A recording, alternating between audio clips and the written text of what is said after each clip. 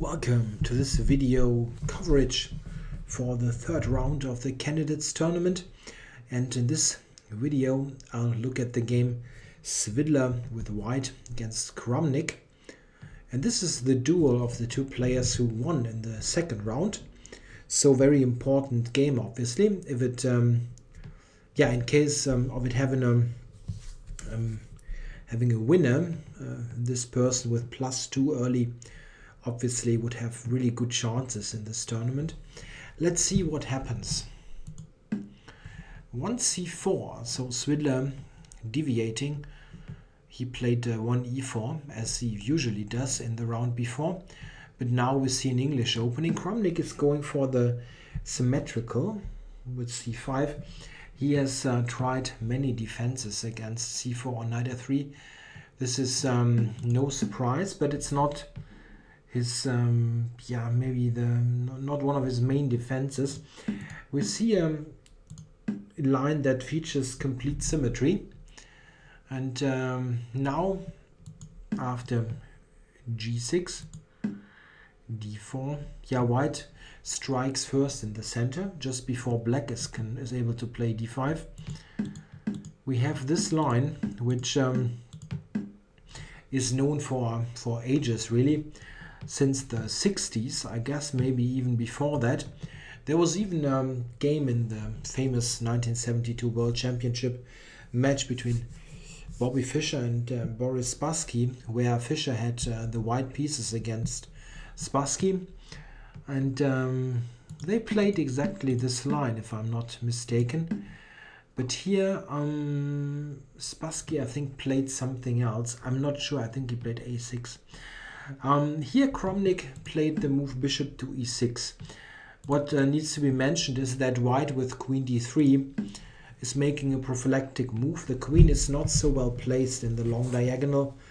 Of course, the bishop on g7 always a slight problem. So white retreats the queen. It keeps an eye on the important c4 square and pawn, and white can continue with two main ways of developing the bishop. He can continue like that, or very often he will fianchetto. I don't know. Kramnik was maybe slightly surprised to have this on the board against Svidler, and he played the move bishop to e6. That is not one of the main moves. It is played, but not on a regular basis. More popular is, I think, a6. The move bishop e6, it offers a pawn. White can take on b7, but it is not a very healthy pawn.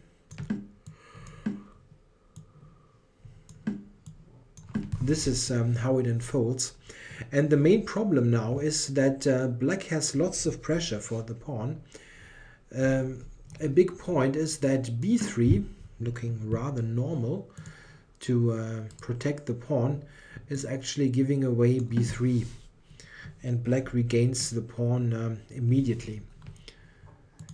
So the capture on b7 is not really really great. White is better off with a strengthening move, and he played bishop to d2 to protect the knight on c3 and connect rooks. After queen c8, attacking here, white just played b3, and now when black went for the exchange here on g2, rook c1, takes, check, and queen c6, check. Technically this is a novelty. Not a very spectacular one, and it's not an especially critical position, so it's not a big preparation or anything. The queen is just giving this check, also connecting rooks. f3, and now e6. This is a move that might surprise some spectators. Isn't this just weakening the g6 pawn? In fact it is, and we see in the game that Kramnik is getting some problems with this pawn. On the other hand, a problem is also that black always faces the not very welcoming prospect of a knight coming to d5, And yeah, it's not very nice to keep it there. If you want to tolerate this knight on d5 for a long time, you don't have much fun in this game. So if you don't go e6 and white will play knight d5, you will probably need to take it. And this very often leads to a very one-sided type of game. Just for argument's sake, I'll put something on the board. Let's say black plays something like that. Yeah, just to show the general problem. White enjoys control on the c-file. Something like that is just a very uncomfortable game for black.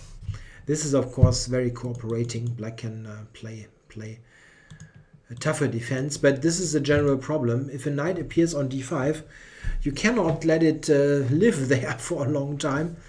So he decided to play e6. Yeah, it's a bit of one of those cases to be between a rock and a hard place. You need to choose one way of suffering, and that black is already in this situation. It's not really a great argument for his setup. I don't like black's position, to be honest.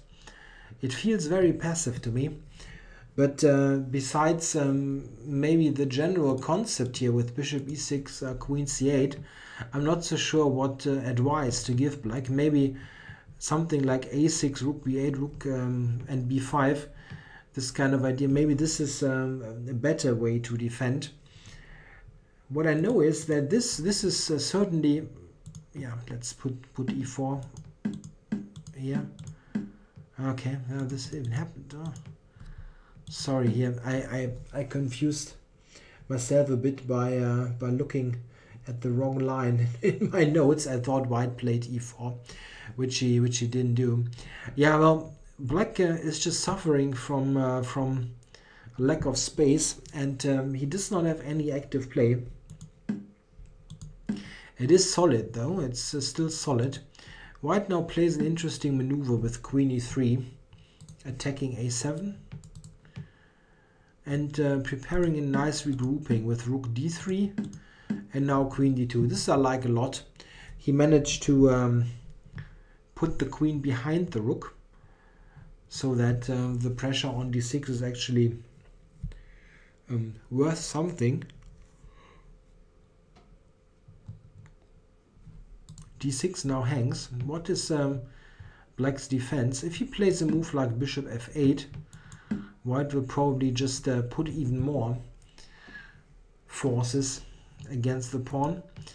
He decided to cover it with knight e8. And now e4, white completes this typical Maroczy bind structure that normally only offers black two types of counterplay. d5, which is yeah, completely unrealistic here, as white is so much on this point. It's never possible. And the other counterplay is of course a possible b5, but also this does not seem to materialize quickly, or yeah, anyway in the near future. It's just a very passive position, and I think Svidler played really good here. Let's look what he did. He played e5. Very direct approach, allowing a possible knight e4. Black, of course, cannot take. He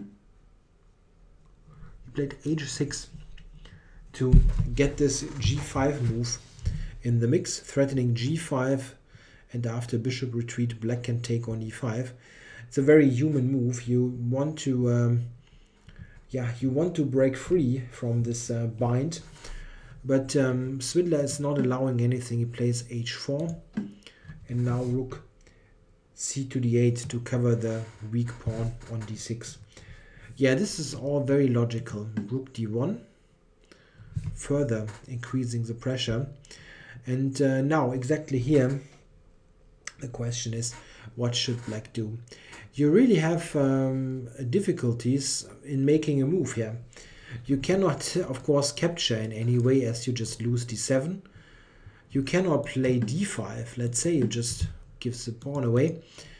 You don't have any pawn breaks. that you can play. Let's say g5. There is this rook hanging first.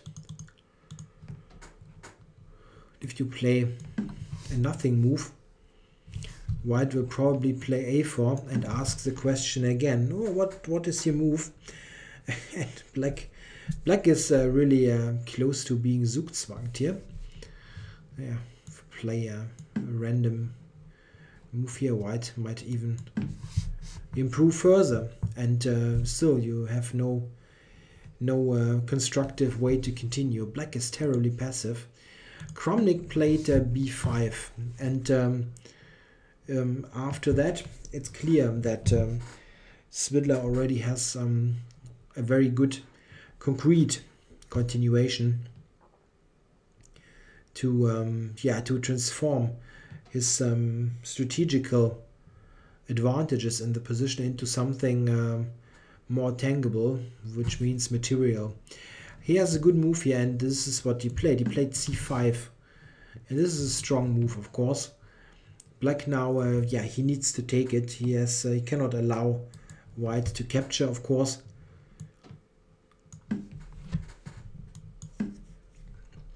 This is also highly unpleasant, giving white a protected passer on c5 with those passive pieces. Look at this, and a4 coming. That's really bad. So you need to take it, and he took it with the queen. Not much choice. And here knight e4 was played. The interesting thing is, in this position, after queen b6, white now had a very strong move that I'm not sure why actually Svidler did not play. Here he could play bishop to e3, and this is in fact not so difficult. I mean, maybe he thought that he's selling this position too cheaply. This is possible. What it does, it basically wins an exchange. Black moves the queen, and then there's knight c5, and it turns out that this rook has nowhere to go. For example, something like that. Very easy. Rook a7 maybe. Yeah, I'm just going to take, and d7 is coming. Just a complete disaster. Black basically after, oops, sorry, this is what he played. Black basically after that needs to give away the exchange, and white can even take h6. Yeah, if we take stock here, white has won an exchange for a pawn, and considering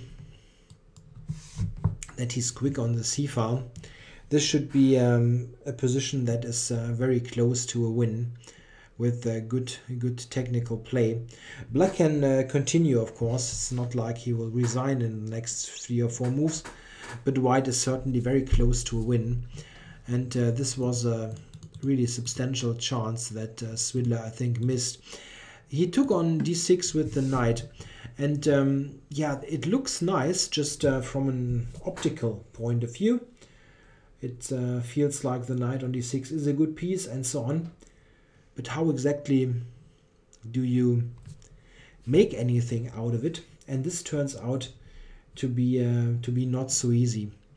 Yeah, here in fact Kramnik played the move bishop to f8. And this would have allowed white again to get a very substantial advantage. It seems that a move like, let's say, queen c6 was a bit tougher. Or maybe queen b8 is better. Yeah, the thing is, what he played, this was bishop f8. Here white had a relatively simple but strong continuation, which he rejected for some reason. And this is not h5, what he played. This is knight c4. And this is a bit of a mystery to me, because the next moves are completely forced and very easy to calculate. Rook d3, knight b6, rook d2, rook d2. Black must exchange bishop d2. And I think, I mean, it's very easy to see, and you don't need to be a top 10 player to do that. that white is close to winning here, because the pawns here are so weak.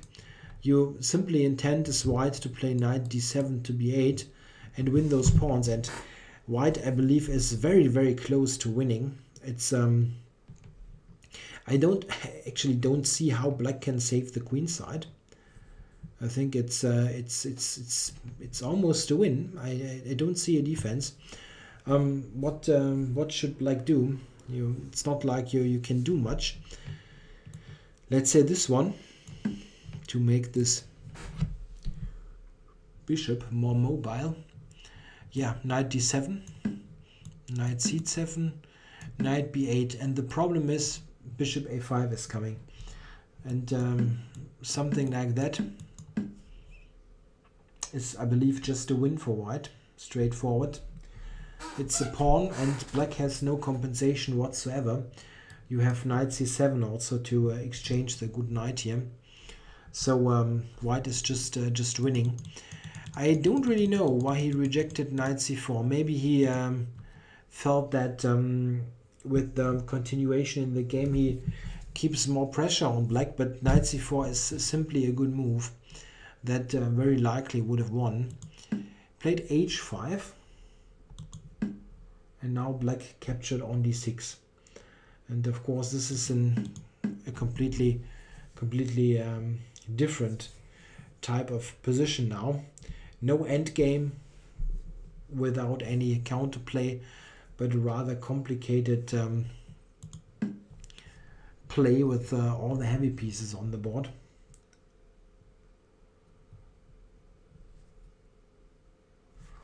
Yeah, again, here's an interesting spot. The position is tricky to play with limited time. They both have around 8 minutes here. And it seems that the relatively best move here is bishop g7 to exchange this strong bishop.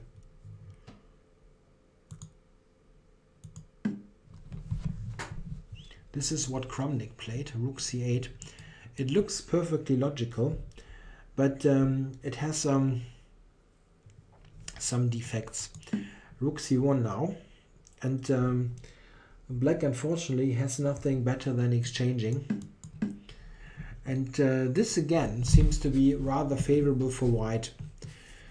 It's simple to see that this is not working. You just run into a self pin which loses the bishop.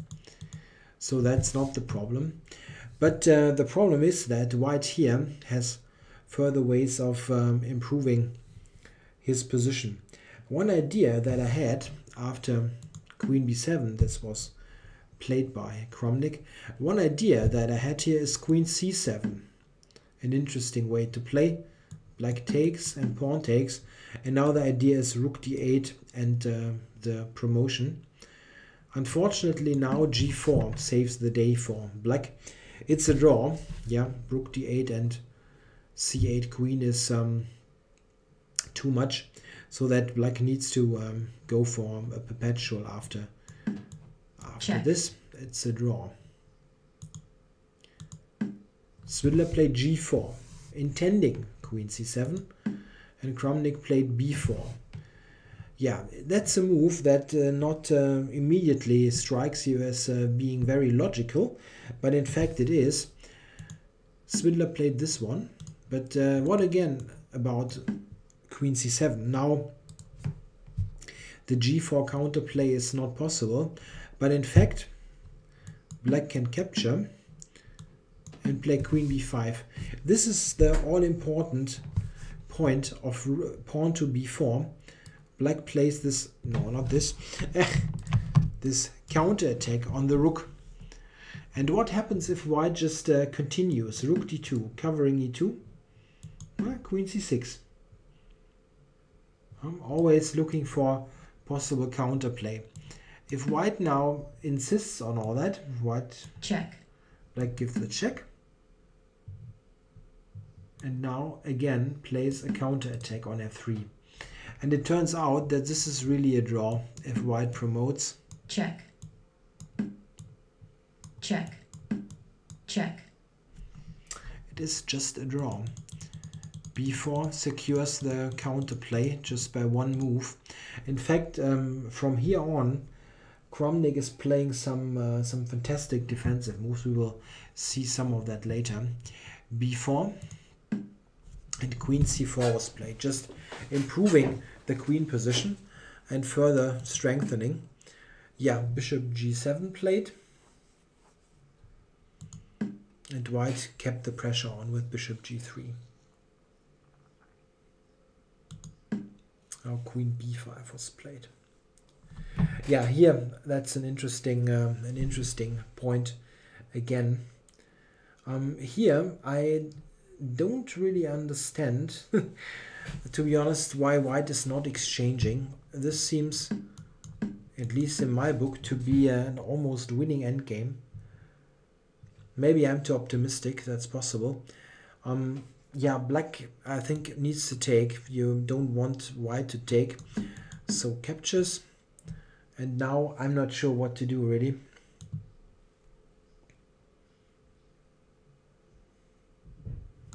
Bishop f8. Black is terribly passive. Yeah, the thing is, what white is threatening here is just bishop d2 and capturing on b4. So I think you need to attack d6. Yeah, just as a prophylaxis against bishop to d2. Yeah, and here it's not so easy to say what's white's best move, but let's say a slow strengthening move like that, and then get the king involved. This endgame seems to be excellent for white. Very close to a win, I believe. And I'm surprised that Svidler didn't do that. He played bishop to e1 and overlooked queen e5, presumably. This is a very strong resource that introduces knight queen e2 check. And this is very important. Black now gets counterplay with this all-important check. Bishop f2. Bishop f8. Yeah, now Svidler, we are on move 39. They both didn't have much time left. Decided to take the pawn. And black played e5. This is a very good practical decision to get e4 as a threat. It's move 39, so it's clear that you need to play active moves with little time. Queen c4 and queen takes a2.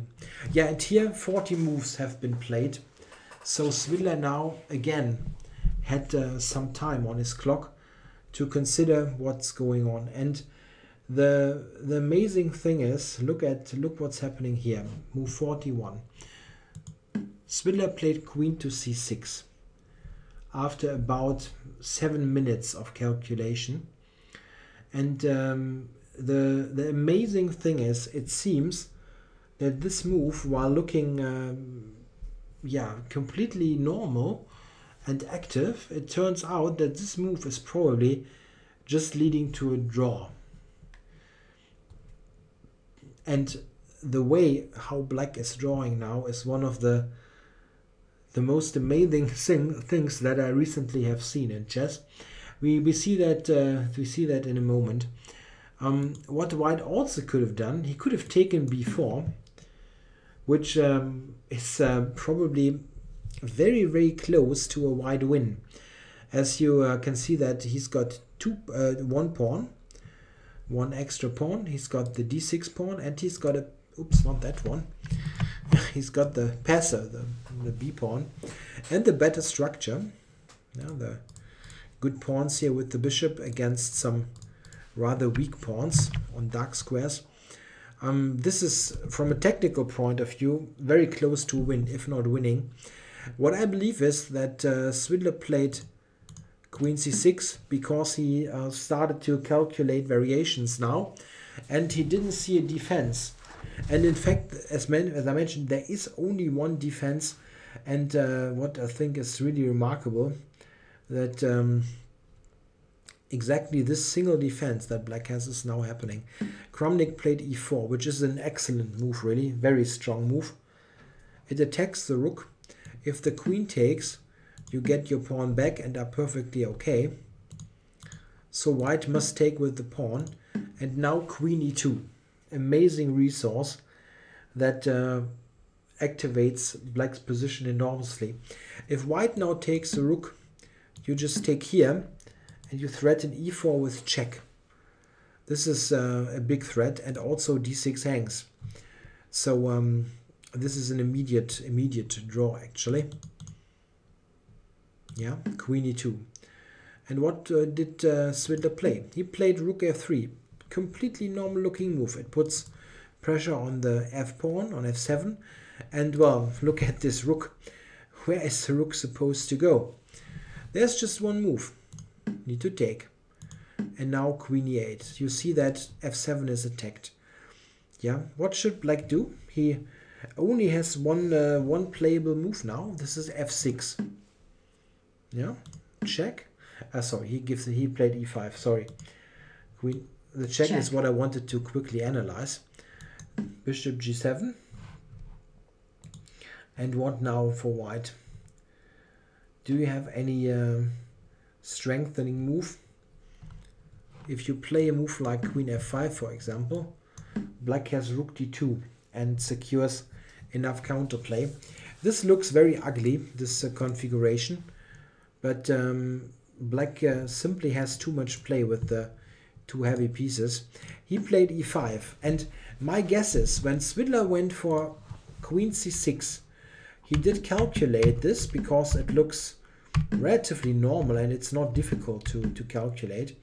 And I believe that after e5 he thought he would just be winning. The big point is if black now takes this pawn, of course, I mean, this is check. Very easy. If black takes the pawn, white wins instantly with this. Check. Yeah. Now the all-important move, bishop takes b4. You will take the rook next move. Check. And get to a winning king and pawn endgame because you have the outside passer here. White will easily mop up the whole king side. I believe that this is what Svidler had calculated and thought, okay, after e5 I'm just winning. But the amazing thing is black has a defense here, and the defense is the completely sick move f5. Really, I don't, I'm completely stunned that this is possible. Of course, white cannot take, yeah, that's easy to see. So what should white do? If you take with the rook, check. This is just okay for black. Yeah, I'm not winning as black, but I can easily force a draw here. Yeah, so what should white do? You don't even have a check in this position.